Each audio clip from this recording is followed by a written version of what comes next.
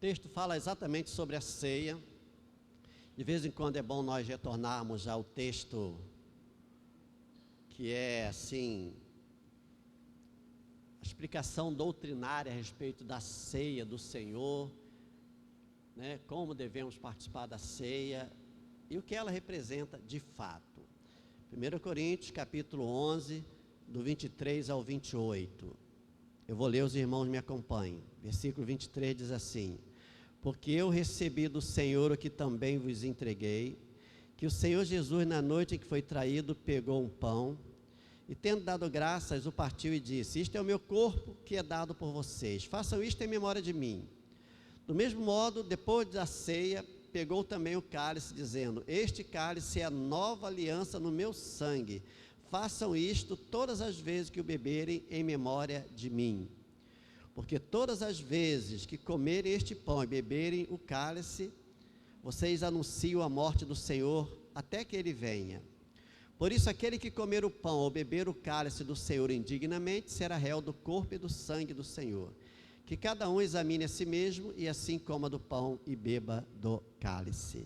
Que esta palavra, Pai, venha encher os nossos corações e nos dar um pouco mais de entendimento a respeito deste ato, Pai, tão importante, fundamental, indispensável para a vida de qualquer filho de Deus.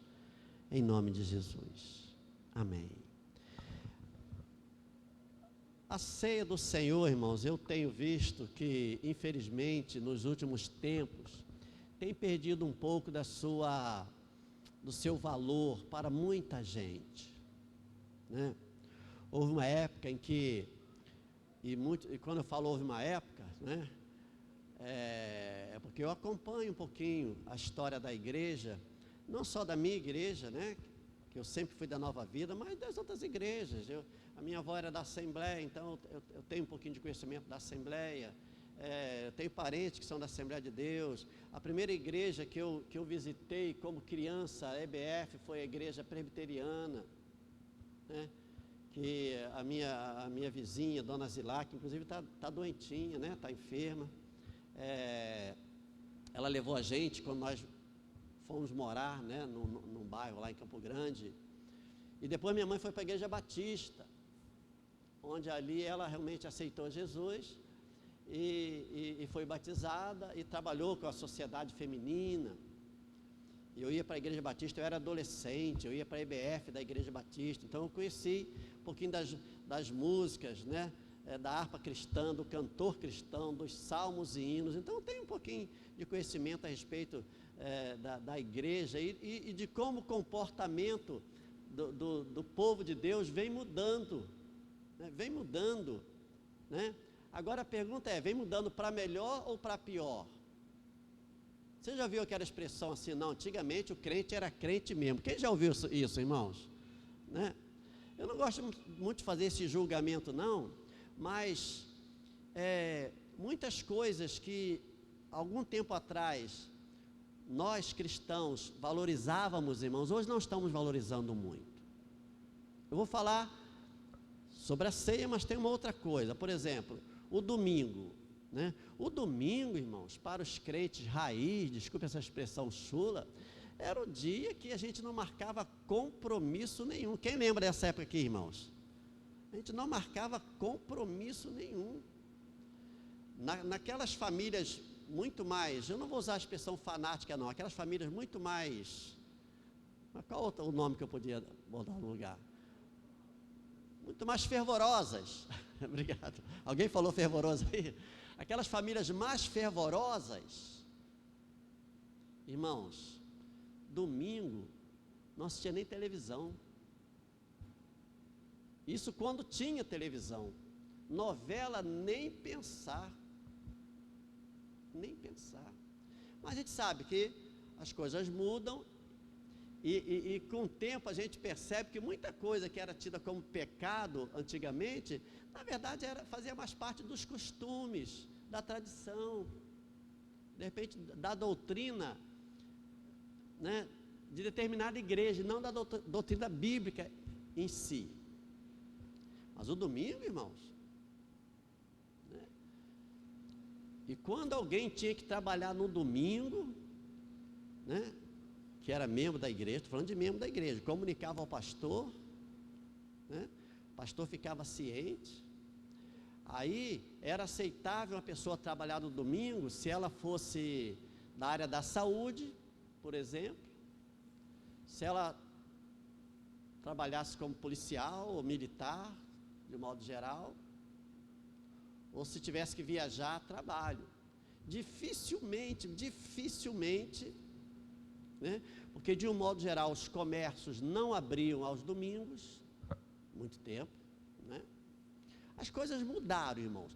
Nós não podemos ter algumas exigências que havia algum tempo atrás.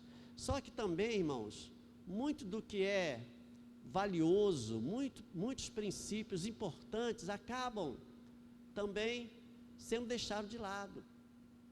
Hoje em dia, às vezes, nós, o domingo é o dia do Senhor, mas todos os dias são do Senhor, mas quase que nós perdemos aquela reverência por esse dia, que é o dia que a maioria das pessoas, né, irmãos, das pessoas, elas não estão nas suas atividades regulares, profissionais, né?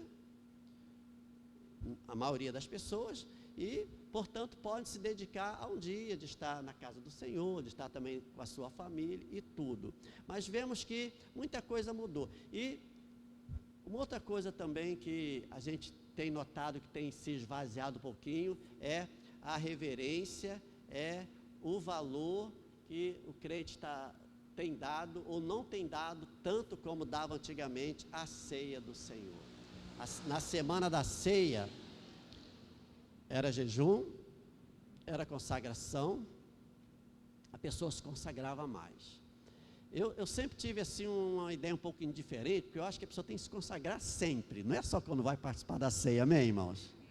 Mas eu não posso negar que o valor que se dava, né, fazia com que as pessoas, a mãe não brigava com o filho, o marido não brigava com a esposa, olha como é que a coisa funcionava. Vizinho não brigava, as pessoas davam um peso de temor muito grande. Hoje em dia, irmãos, infelizmente, às vezes a pessoa pode vir à igreja, ela vem, se não pode, não vem. Nós temos ceia uma vez só por mês, né? Mas tanto de manhã quanto à noite. Às vezes a pessoa simplesmente escolhe não estar, não valorizando aquilo que deve ser valorizado. Então, nesta manhã, irmãos, no tempo que eu já não tenho, né? Mas eu não vou me alongar, né? Provavelmente eu estarei continuando essa mensagem à noite. Eu quero falar sobre 5 formas de nós olharmos para a ceia do Senhor. 5 formas. O primeiro, irmãos, é que nós devemos olhar para cima. No versículo 24 diz assim, eu vou ler o 23 também. Porque eu recebi do Senhor que também lhes entreguei, que o Senhor Jesus na noite que foi traído, pegou um pão, e 24, leia comigo, e tendo dado graças, o partiu e disse, isso é o meu corpo que é dado por vocês, façam isso em memória de mim. Então, primeiro olhar deve ser o para cima. Jesus, ele reuniu os discípulos, quem está falando aqui é Paulo, e Paulo não estava lá.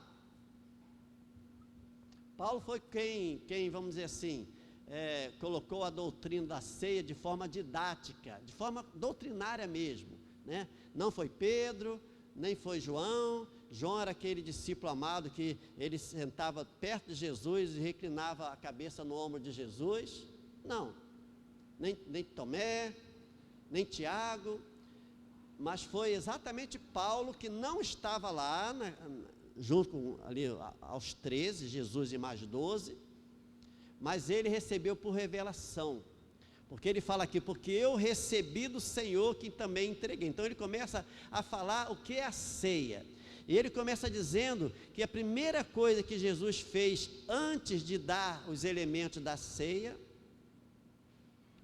foi fazer uma oração, foi olhar para cima, foi dar graças.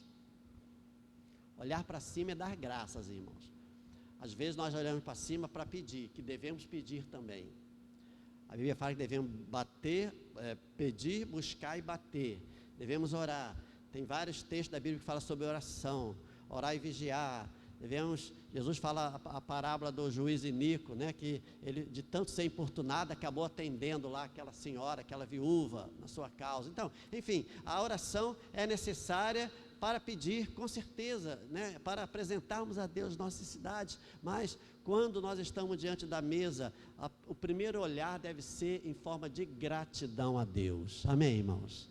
Nesta manhã, nossa primeira palavra diante da mesa, antes de nós começarmos a pedir, deve ser darmos graças ao Senhor. Essas palavras, irmão, nos conduzem a olhar para além das coisas deste mundo, além, por melhores que sejam algumas coisas que Deus nos deu, a nossa família, né, que é, abaixo de Deus é o nosso bem mais precioso, verdade, irmãos? Mas na hora da ceia, nós devemos expressar nossa gratidão, inclusive pela nossa família. Gratidão porque, principalmente, Jesus, irmãos, Ele abriu o caminho para que nós pudéssemos sair da escravidão do pecado. Se não fosse a morte de Cristo, se não fosse aquele sangue derramado, nós ainda estaríamos presos aos nossos pecados. Antigamente usava o termo lamaçal do pecado, né, no lodo, na areia movediça do pecado, que ninguém consegue sair por si só. Então, quando nós participamos da ceia, a primeira palavra deve ser de gratidão, da onde Deus nos tirou, amém, irmãos? Onde nós estávamos e onde nós estamos hoje. E essa saída do pecado, ela só foi possível, só é possível, porque Jesus entregou a sua vida por nós, e essa entrega, a entrega do seu corpo e o derramamento do seu sangue, estão simbolizados nos elementos da ceia, o pãozinho, esse pãozinho, né, tão famoso que a Dona Eli faz. Ontem eu estava na reunião aqui do ministério, e eu esqueci de passar na casa da minha mãe para pegar os pãezinhos, ela me ligou na hora da reunião, depois eu liguei para ela, e eu passei lá hoje de manhã antes de vir para a igreja, desviei um pouquinho no meu caminho, passei lá e trouxe pãozinho, que teve uma irmã, foi até a namorada como é o nome dela? Ana, né? A namorada do Davi tem uma namorada, sabia, né, irmãos? Está anunciando aqui, ela é de outra igreja, ela não está aí não, né, Davi? Não, podia estar, né? Ela falou, pastor, mas como é que esse pão é feito, que a gente come um, dá vontade de comer mais um, que mistério tem esse pãozinho? Eu falei, é um pão da ceia nos moldes antigos, chamado pão asmo,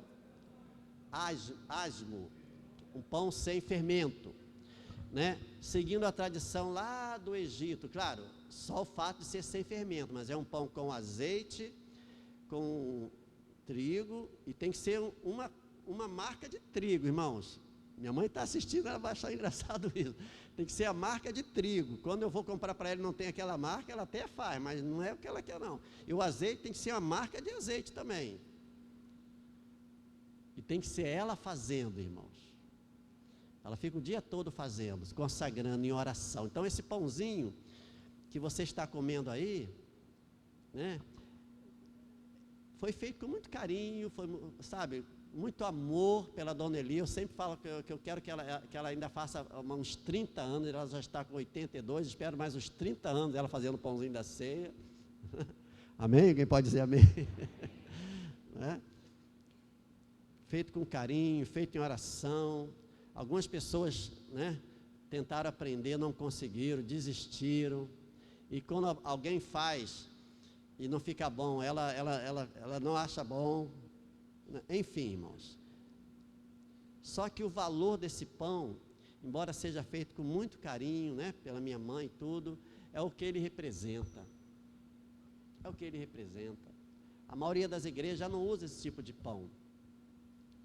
Usa o pão sírio ou pão árabe, que é comprado no mercado, é cortado com a tesoura e é um pedacinho assim, bem em forma achatada, porque o valor espiritual não é o valor intrínseco, o valor que é da substância material que compõe o pãozinho, e sim o que representa. E o pãozinho, irmãos, seja de que forma for, representa o corpo de Jesus, a nossa gratidão a Deus. Eu me lembro uma história até engraçada, que quando nós abrimos a Igreja da Pedra, que está fazendo há 20 anos agora, em julho, faz 20 anos que nós começamos a igreja, depois o pastor Mauri assumiu lá aquela igreja. Um dia o pastor Mauri estava servindo a ceia, e um dos diáconos lá, aí acabou o suco, irmãos, acabou o suco de uva, e não tinha mais, e como é que faz? De vez em quando não acaba o pãozinho, os diáconos têm que ir lá atrás, colocar mais pão, ou então colocar mais suco de uva, porque não deu aqui e tal, isso acontece, Só que acabou na hora de servir a ceia, ele não falou nada, e ele botou água no lugar do suco, botou água. É estranho, irmãos? Água, Aí pastor Mauri, muito brincalhão, ele não podia perder a piada. Ele falou que já viu o milagre de água transformada em vinho, mas que suco de uva transformado em água ele nunca tinha visto, não. Esse foi o lado engraçado. Então, eu estou dizendo isso até de forma assim, bem descontraída, irmãos, é que o valor é o que representa, não é a presença de Jesus. Existe uma doutrina, não na igreja evangélica, mas uma doutrina que ensina que a transubstanciação é uma doutrina que ensina que quando nós tomamos o cálice, bebemos, ou o pãozinho, eles se transformam literalmente, fisicamente, no corpo e no sangue de Cristo, o que não é verdade. Existe uma outra doutrina chamada de consubstanciação, que é parecida com a transubstanciação, mas é que diz que é tanto corpo físico quanto simbólico. Mas a igreja evangélica, de um modo geral, crê na doutrina da representação espiritual. Esses elementos representam espiritualmente o corpo e o sangue de Jesus Cristo. E quando nós fazemos isso e participamos da ceia, irmãos, o primeiro olhar deve ser para cima, em gratidão a Deus, porque amou o mundo de tal maneira que fez o que, irmãos? Que enviou o seu Filho para que todo aquele que nele crê não pereça, mas tenha a vida eterna. Eu vou falar sobre o segundo olhar e vou parar nesse, tá bom, irmãos? Porque a gente vai ter a ceia também. Além de olharmos para cima, quando nós participamos da ceia, se faz necessário nós olharmos para trás. Olharmos para trás. O nosso olhar para trás não é esse olhar que vai dirigir a nossa vida. Nunca. Mas às vezes precisamos olhar para trás. Quando você está num carro, dirigindo o seu carro, você tem o para-brisa, o vidro para-brisa, é aquele vidro grandão que está na sua frente, ele é bem grande, você precisa ter uma visão muito grande, do que está na sua frente. Mas você tem também os espelhos retrovisores, um da direita, um da esquerda, tem para-brisa de trás, que de vez em quando você tem que olhar, você tem que estar sempre olhando, para trás através dos espelhos, mas a sua visão maior é para frente. Mas olhar para trás no momento da ceia, irmãos, é o que Paulo falou aqui, fazer isto em memória. Memória quer dizer lembrança. Nos lembrarmos, irmãos. Olhar para trás nos ajuda a estabelecermos um motivo comum, irmãos, entre nós. Olharmos para trás nos faz lembrar da onde Deus nos tirou também, nos faz lembrar da nossa vida. Todos nós aqui, tanto cada um individualmente, como todos nós coletivamente, nos lembrarmos de que o que nós estamos fazendo aqui hoje é um memorial, é trazendo a memória. A mesa é um memorial, por isso nós temos que valorizar, irmãos, né? E o que nós estamos fazendo aqui de forma simbólica e espiritual hoje, um dia faremos na eternidade, nas bodas do Cordeiro, amém, irmãos? Faremos lá. O que nós fazemos hoje aqui, cultuar a Deus, lá não precisaremos pregar a palavra, né? Não precisaremos pregar a palavra, mas na eternidade a nossa vida vai ser de louvor, de adoração, na presença do Senhor. Presença do Senhor. Isaías 53:5, ele pinta essa imagem, irmãos. Ele diz assim: ele foi transpassado pelas nossas transgressões e moído pelas nossas iniquidades. O castigo que nos traz a paz estava sobre ele, e pelas suas pisaduras fomos sarados. Interessante, não é? Como os mistérios de Deus, eles são realmente muito profundos, e como a própria palavra diz, mistérios, nem sempre a gente consegue desvendar. Isaías está falando no passado de uma coisa que aconteceria no futuro. Isaías está falando, ele levou sobre si, mas como ele levou? O verbo levar, Isaías usa no passado, se só aconteceu 700 anos depois, porque é uma palavra profética, porque ele estava recebendo uma revelação de Deus. Ele foi transpassado pelas nossas transgressões e moído pelas nossas iniquidades. O castigo que nos traz a paz estava sobre ele, e pelas suas pisaduras nós fomos sarados. Olhar para trás, irmãos, tem muito a ver também com o primeiro olhar, que é o para cima, né?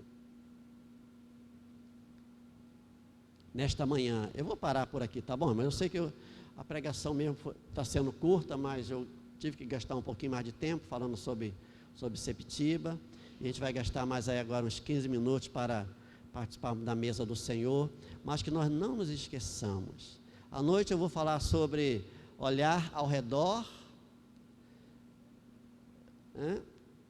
E vou falar também que nós devemos olhar para dentro de nós, e que talvez seja o olhar mais difícil, que quando a gente olha para dentro de nós, a gente vê o que a gente não gosta, irmãos. Quando a gente olha para ao redor, a gente pode ver o defeito do outro, e quando a gente vê o defeito do outro, é muito confortável, quando o defeito é do outro, quando a gente olha ao redor. Agora, quando a gente olha para dentro, examine-se, pois, homem, a si mesmo, tem que olhar para nós, a gente não gosta do que a gente vê, mas isso é logo mais, amém, irmãos? Vou convidar